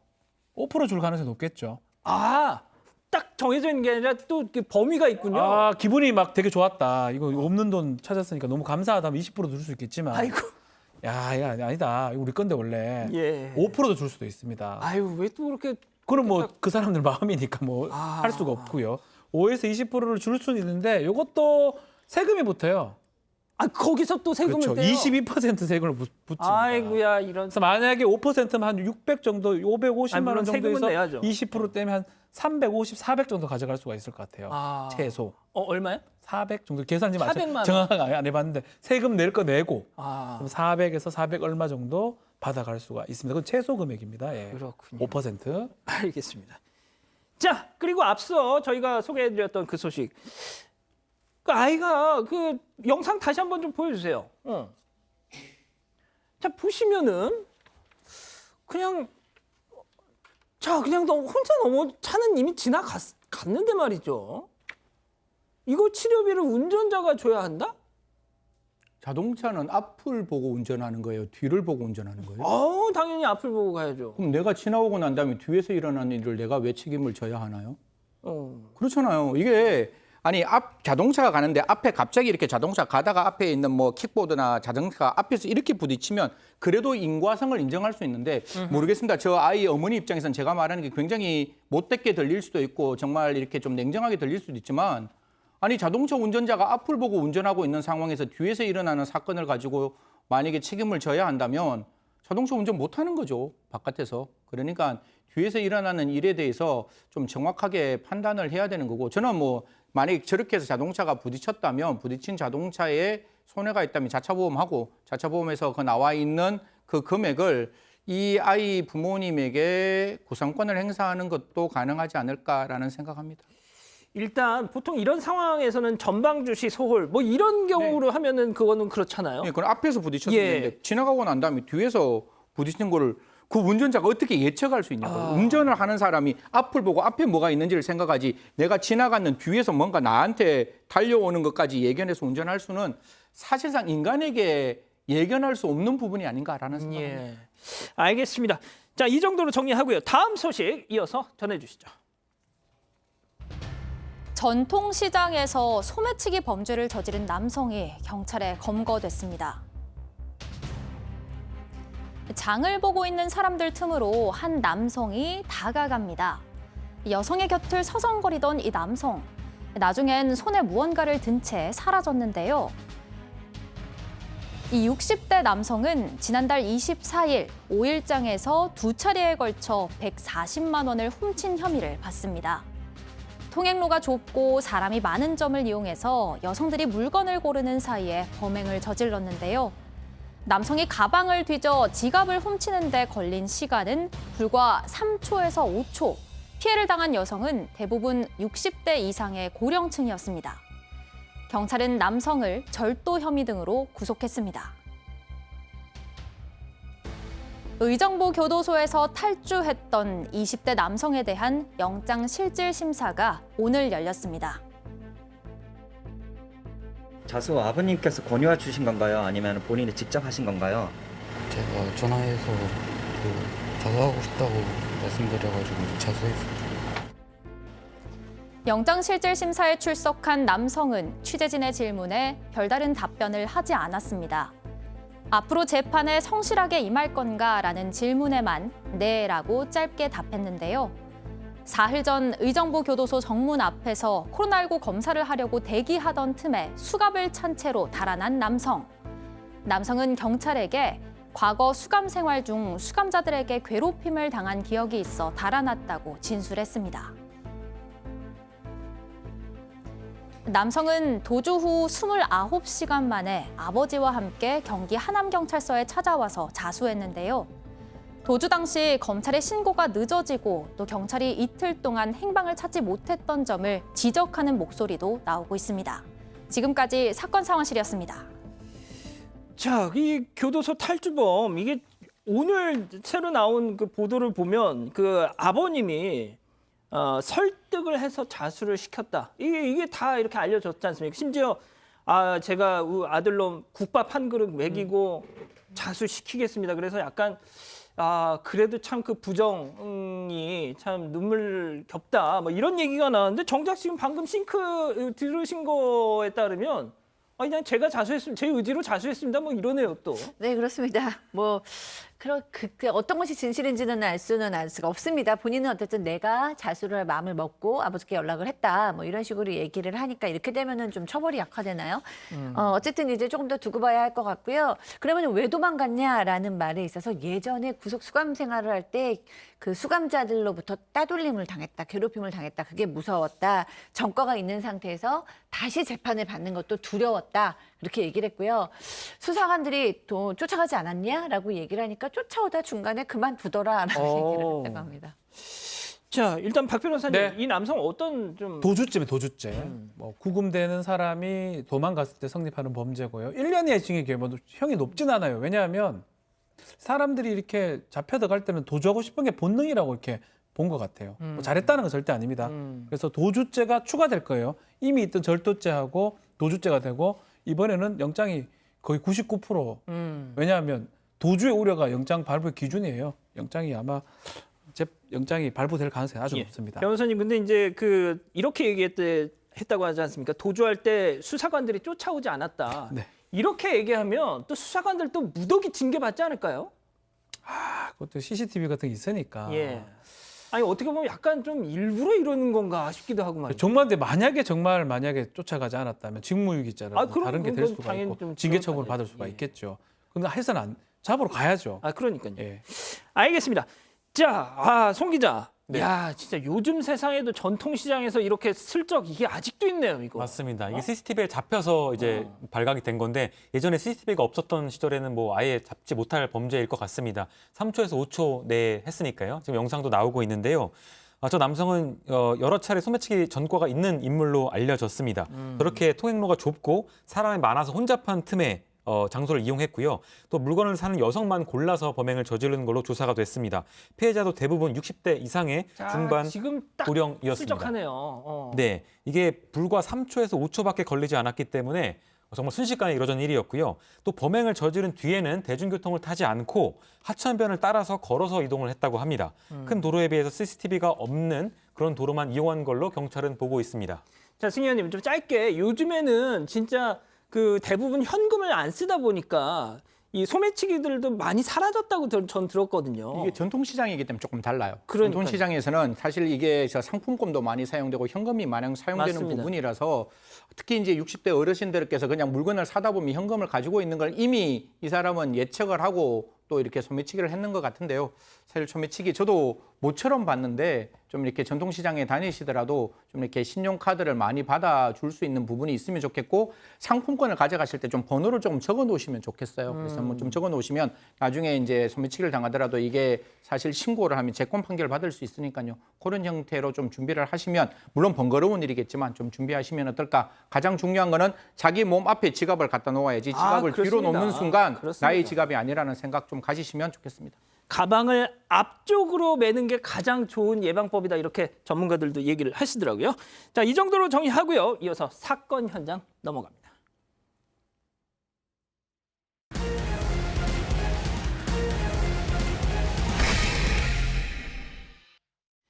자, 사건 사고 속 생생한 현장 소식 전해드리는 사건 현장 시간. 오늘 찾아갈 첫 번째 현장, 중국으로 가보시죠. 아직은 평온해 보이는데 말이죠. 네, 중국의 한 공장 안인데요. 청소 노동자 한 명이 오토바이에서 내려서 지금 쓰레기를 줍기 시작합니다. 바닥에 떨어진 종이를 줍고 있는 것 같은데요. 청소 노동자가 바닥에서 페트병을 주우려고 몸을 숙이는 그때 갑자기 대형 트럭 한 대가 공장을 오더니 그대로 옆으로 쓰러지고 맙니다. 트럭이 옆으로 쓰러지면서 화물칸에 실려있던 모래가 그대로 쏟아지는데요. 쓰레기를 주우려던 노동자가 쏟아지는 모래에 휩쓸려 그냥 넘어지고 말았습니다. 저게 모래였으니 망정이지. 그렇게요. 예. 소리나. 만약에 돌 뭐 이런 거였으면 크게 다칠 뻔했습니다. 갑자기 모래에 휩쓸려 넘어지면서 많이 놀랐을 것 같은데 다행히 모래에 파묻히지는 않아서 크게 그러네요. 다치지는 그것도 않았습니다. 당시 저 대형 트럭은 스쿠터를 피하려고 하다가 속도를 늦추지 못하고 공장 안으로 돌진했던 걸로 현재까지 추정되고 있습니다. 아유, 천만다행입니다. 자, 다음 현장은 인도로 가보시죠. 이거 뭘 뜯어내려고 그러는 것 같아요. 예, 많은 사람들이 하수구 앞에 몰려 있는데요. 무슨 일 때문인지 커다란 절단기를 이용해서 하수구의 철망 틈새를 벌리고 있습니다. 틈새를 조금 벌린 뒤에 철망을 조금씩 부수는 방식으로 하수구의 입구를 넓히고 있습니다. 아니 저기 뭐 돈이라도 떨어진 겁니까? 이게 뭐가 들어있나 봤더니 저 하수구 안에 18살 소년이 갇혀 있었습니다. 아이고야. 이 소년은 개울에서 수영을 하다가 급류에 휩쓸려서 저 하수구 안까지 떠밀려 왔다고 하는데요. 소년이 하수구 안에서 살려달라고 소리를 치니까 이 소리를 지역 주민이 듣고 응급구조대에 신고를 한 겁니다. 신고를 받고 출동한 현지 소방대원들이 드디어 하수구 철망을 완전히 저렇게 부수는데 성공을 했고요. 소년이 잠시 후에는 가까스로 지금 팔이 철망을 나왔습니다. 붙잡고 지금 손이 보입니다. 붙잡고 입구 쪽으로 올라옵니다. 소년이 저렇게 하수구를 무사히 빠져나오니까 현장에서는 박수가 퍼져 나오기도 했습니다. 소년의 상태가 어떤지는 좀 더 지켜봐야 할 것 같은데요. 일단 저렇게 무사히 구조돼서 정말 다행입니다. 승현님 좀 어떻게 보셨어요? 사실 이게 뭐 물이라는 게 굉장히 급하게 쓸려가는 거라서 저 하수구까지 갈 때 사실 굉장히 위험한 순간이 많았을 것 같은데 거기서도 자기 삶을 부여잡고 또 주위에 있는 사람들에게 도움을 요청하고 또 인도에 있는 여러 가지에 있는 어떤 소방대원들이 그런 상황에서 적극적으로 구조를 했다라고 보이니까요. 아이가 앞으로 더 건강하게 인도 안에서 사회인으로서 건강하게 성장했으면 좋겠습니다. 알겠습니다. 자, 다음 현장 영국으로 가보시죠. 이건 뭐죠? 예, 영국은 주유소 앞입니다. 운전자들이 차를 세워놓고 싸움을 벌이고 있는 모습이죠. 말다툼으로 시작된 싸움 금세 몸싸움으로 변했고요. 서로를 향해서 주먹을 휘두르고 사정없이 발로 차면서 공격을 합니다. 근데 싸움에 일어난 게 이 주유소뿐만 아니에요. 지금 보면 영국의 또 다른 주유소, 온데 모든 주유소에서 싸움이 좀 자주. 왜 이러죠 이거? 여기는 오토바이 배달 기사 간의 충돌이 있는 상황입니다. 헬멧을 쓴 남성들이 잔뜩 흥분한 채로 서로에게 달려드는 모습. 아니 지금 이게 다 영국이라는 거죠? 잉글랜드, 영국입니다. 예. 갑자기 영어를. 예, 잉글랜드요. 예. 예. 아니 근데 자, 왜 이러는 거죠? 이거? 자, 이것도 한번 보시죠. 여기도 주유소인데요. 한 여성이 지금 뭔가 하고 있는데 자세히 보니까 플라스틱 물병에 기름을 채우고 있고요. 플라스틱 물병에 기름이 가득 차자 여성이 갑자기 또 다른 데로 갑니다.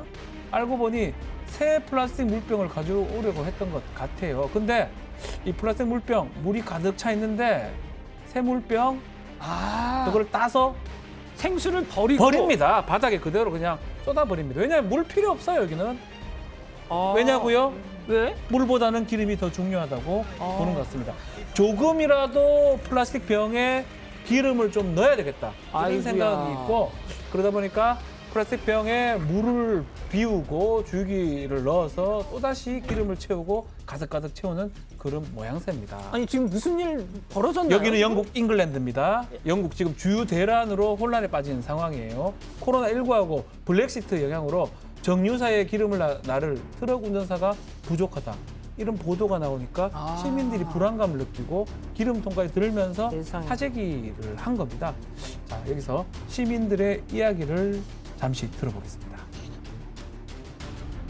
I checked all of the A40, RO, everywhere I go, I couldn't find it. I've got around about 2 to 3 hours work of about 20 mile.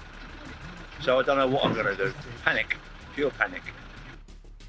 자, 그러다 보니 앞서 본 것처럼 주유소에서 시민들끼리 실랑이를 벌이거나 플라스틱 물병에 기름을 담아가는 일이 심심치 않게 벌어지고 있습니다. 이에 영국 교통부 장관이 나서서 연료는 풍부하다.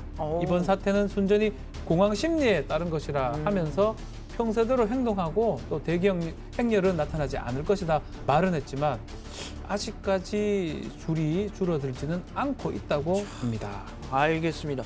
자, 다음 현장 중국으로 이어갑니다. 자, 여기는 중국 후베이성 오한시의 기차역인데요. 한 직원이 갑자기 보안 검색대 컨베이 좀 빨려 벨트로 들어가요. 넘어지더니 엑스레이 보안 검색대 안으로 사라집니다. 직원 실수로 넘어졌다가 얼떨결에 다리만 보이고 있어요. 네, 엑스레이 보안 검색대를 통과하고 마는데요. 파란색 티셔츠 입은 여성이 보안 검색대 안에 직원이 들어갔습니다 라고 말하니까 다른 직원들은 좀 당황해하면서 좀 웃고 있는 상황이에요. 이거 예. 이거 지금 공짜로 CT 찍은 거 아니에요, 지금? 있습니다. 잠시 후에 보안 검색대 반대쪽에 직원이 좀 빠져나오는. 지금 되게 창피하겠네요. 조금 부끄럽습니다. 예, 저럴 때는 아픈 거보다 이제 창피한 게 부끄럽습니다. 더 예. 그렇지 않습니까? 그래서 몸을 옆으로 돌리고 웅크리고 있는데 아무래도 창피했는지 재빠르게 자리에선 일어난 모양새입니다. 예. 저희 근데 검- 저기 뭐 몸에 안 좋거나 그러진 않겠죠? 이 사람이 엑스레이 보안 검색대 지나게 되면 우리가 뭐 수화물 내부를 이렇게 들여보잖아요. 뼈까지 보입니다. 아, 진짜요? 다 보입니다. 그럼 CT 찍은 장기도 거 보입니다. 장기. 아니에요?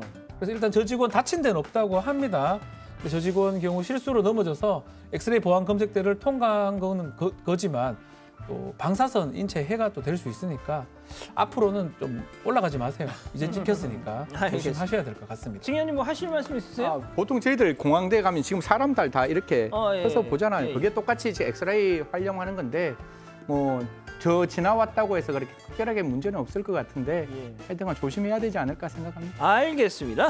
자, 다음은 동물의 주인공인 호주로 가보시죠.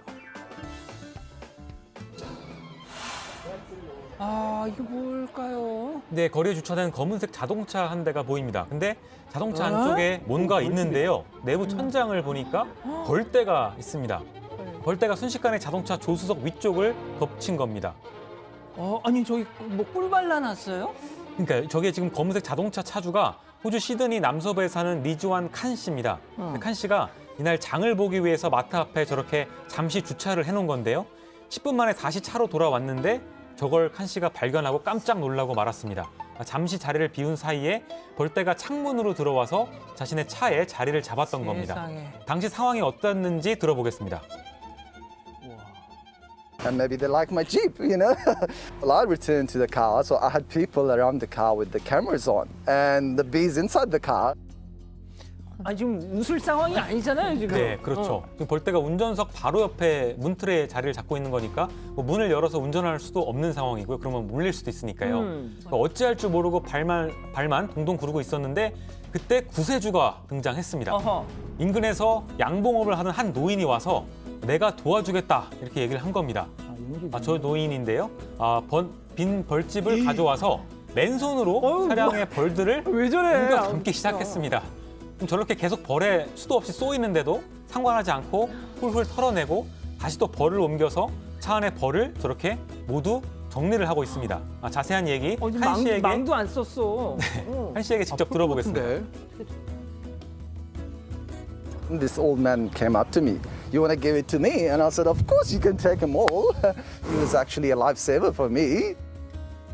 네, 제발 가져가 달라 이렇게도 얘기를 하는데 벌떼를 없애는 노인은 이후 칸 씨에게 꿀을 한 병 주겠다 이렇게 제안을 했다고 합니다. 하지만 칸 씨는 필요 없다면서 거절한 걸로 알려졌습니다. 오늘 일어난 소동 때문에 꿀이군 필요 없다 이렇게 생각한 것 같은데요. 이후 칸 씨는 노인에게 감사의 인사를 전하면서 앞으로는 자동차 창문을 꼭 닫고 다닐 것이다 이렇게 말했다고 합니다. 근데 저 양반 입장에서는 그럼 득템을 했네요, 그냥. 그렇습니다. 네. 그렇구나. 알겠습니다. 마지막 동물 미국으로 가보시죠. 이거 약간 19금인가요, 이거? 뒤뜰에 흑곰 한 마리가 서 있는데요. 행동이 좀 많이 이상합니다. 하트도 지금 나오고 있는데요. 뭔가에 자신의 얼굴을 비비고 있는데 자세히 보니까 자신과 똑같이 생긴 곰 동상입니다. 동상에다가 얼굴을 비비고 있는 겁니다. 아마 저 동상이 진짜 흑곰이라고 착각하는 것 같기도 한데요. 짝짓기를 시도하려고 하는 것 같기도 합니다. 이런. 흑곰은 동상에 자신의 얼굴을 열심히 문지르고 있지만 아무런 반응도 물론 동상이니까 하지 않고 있습니다. 조금 실망한 것 같기도 한데요. 하지만 꾸준히 비비고 있습니다. 이 영상을 촬영한 건 자신의 뒷마당에 곰 동상을 가져다 놓은 남성이었습니다. 이 남성은 지난 1년 동안 곰들이 마당에 있는 동상을 종종 들여다보고 가는 걸 보긴 했는데 저렇게 짝짓기를 하려고 얼굴을 문지르는 곰은 처음이다. 이렇게 말을 했습니다. 저 곰이 뭐 시력이 좋지 않았던 건지 아니면 진짜 흑곰이라고 믿고 싶었던 건지는 모르겠는데요. 아마 실제가 아닌 걸 알면서도 현실을 부정하면서 계속 저렇게 비비고 있는 건지도 모르겠습니다. 저렇게 하면서도 아무 반응이 없으니까 내가 매력이 이렇게 없었나 뭐 약간 그런 생각을 하지 않았을까 좀 싶기도 하고 말이죠. 자, 잠시 30초간 전하는 말씀 듣고 다시 오겠습니다. 채널 고정, 리모컨과 마우스 둘 다 만지지 마시고요. 켈로그래요. 건강물을 똘똘 뭉친 그래놀라는 켈로그가 내 입맛에 딱이랍니다. 켈로그 성공물의 영양에 맛까지 살렸다. 그래놀라는 역시 켈로그 그래놀라. 센트룸은 몸 깊은 곳에서부터 균형 잡힌 영양을 설계합니다. 어제보다 나은 나도, 소중한 일상도. 시작은 당신의 몸이니까. 몸속의 영양을, 인생의 에너지를. 센트룸. 자, 유튜브로 보는 사람도 많은데 왜 마우스 만지지 말란 말은 안 하느냐 하셔가지고 오늘은 특별히 그렇게 좀 해봤습니다. 자, 오늘 본방은 여기까지고요. 잠시 후 유튜브 전용 방송 사반 가족회의가 시작됩니다.